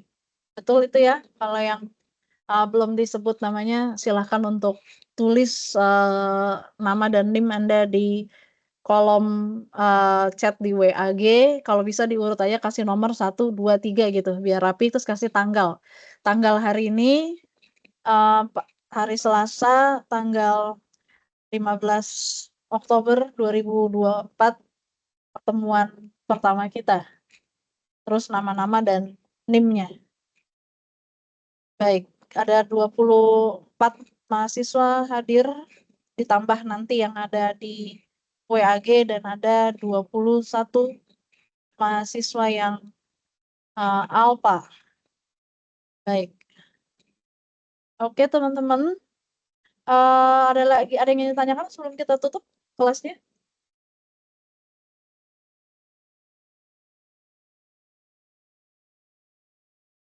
Sepertinya udah cukup, Ibu. Ya, baik, untuk pertemuan kita pada pagi hari ini kita cukupkan. Kita tutup kelas dengan mengucapkan hamdalah. Alhamdulillahirabbil alamin. Saya ucapkan terima kasih banyak untuk kebersamaan kita pagi hari ini. Semoga nanti boleh ya, saya minta di pertemuan berikutnya kalau bisa 100% on kameranya supaya interaksi kita lebih engage lagi. Semoga nggak ada kendala dengan gadget dan sinyalnya. Jangan lupa minggu depan semua bawa proposal hidupnya. Tuliskan rencana hidup Anda 5 tahun ke depan. Jangka pendek itu ya 0 sampai 6 bulan. 0 sampai 1 tahun misalkan, lalu jangka menengahnya yang 1 sampai 3 tahun, dan jangka panjangnya dalam waktu 5 tahun.